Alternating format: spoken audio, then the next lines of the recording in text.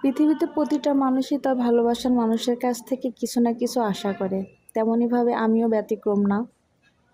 তো ভালোবাসার মানুষটা যদি ১ টাকারও কোনো কিছু দেয় তাহলেও কিন্তু অনেক ভালো লাগে। আর সেটা যদি হয় না জানিয়ে, তাহলে তো আনন্দের শেষ নাই। তো প্রত্যেকটা মেয়েরই তার ভালোবাসার এবং প্রিয় মানুষটা হচ্ছে তার হাসব্যান্ড। আর হাসব্যান্ড যদি না জানিয়ে কোনো কিছু নিয়ে আসে তাহলে কিন্তু আনন্দের সীমা থাকে না, হোক না সেটা ১ টাকার জিনিস বা ১০০ টাকার জিনিস। ভালোবেসে কোনো কিছু নিয়ে আসলে সেই আনন্দটা আসলেই অনেক বেশি উপভোগ করা যায়।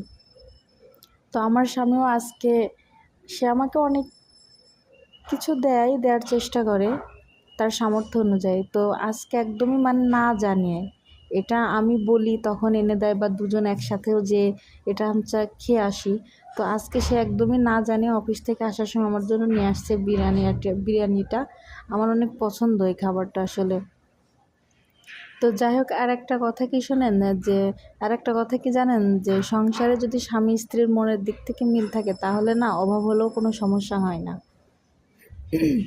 সব কিছু মানিয়ে নেওয়া যায়। আর যাদের চাহিদা যত বেশি তাদের সংসার অশান্তিও তত বেশি।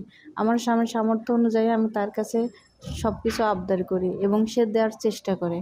সে নিজ থেকে বা ইচ্ছা করে যে আমাকে কষ্ট দেয় না, এই বিশ্বাসটা তার প্রতি আমার আছে। আর আমার প্রতিও তার বিশ্বাস আছে যে আমি এমন কোনো কিছু করব না বা এমন কোনো কিছু চাইবো না যেটা তার সাধ্যের বাইরে। তো আলহামদুলিল্লাহ, আপনাদের দোয়া এবং ভালোবাসায়, আল্লাহর অশেষ রহমতে আমি ভালো আছি। আপনারা আমাদের জন্য দোয়া করবেন যেন আমরা এভাবে সংসার করে যেতে পারি, সবার সাথে মিলেমিশে থাকতে পারি, শ্বশুর শাশুড়ি সবার সাথে ভালোভাবে থাকতে পারি। আমার হাজব্যান্ড যে শুধু আমার কেয়ার করে তা না, আমার হাজব্যান্ড আমার শ্বশুর শাশুড়ি সবারই কেয়ার করে, সবাইকে অনেক ভালোবাসে, সবার মন জোগানোর চেষ্টা করে।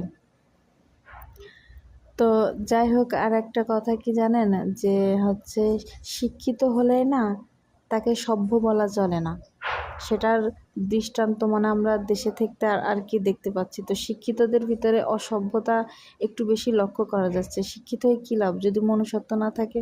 যার মনুষ্যত্ব নেই সেই শিক্ষা লাভ করে কোনো লাভ নাই, এটা আমার মনে হয়। তো যে মানুষগুলো আসলে অমানুষের মতো মনুষ্যত্বহীনভাবে আচরণ করে, মানুষের সাথে খারাপ ব্যবহার করে, আল্লাহ তাদের হেদায়েত দান করুক। তারা যেন ভালোভাবে থাকতে পারে, মানুষের সাথে একটু মানুষকে সম্মান দিতে পারে, এই হেদায়েতটুকু আল্লাহ দান করুক, এটাই চাই। আর কষ্টের সময়, দুঃখে কষ্টের সময় মানুষগুলো আসলে পাশে থাকে না, তারা সবসময় খারাপ ব্যবহার করবে, এটাই স্বাভাবিক। খারাপ সময় কখনো কাছের মানুষ হোক বা দূরের মানুষ হোক যে পাশে থাকবে, এই আশাটা কখনোই করা যাবে না। এই আশাটা করাটা একদম পুরোটাই বোকামো এবং ভুল। সবাই ভালো থাকবেন।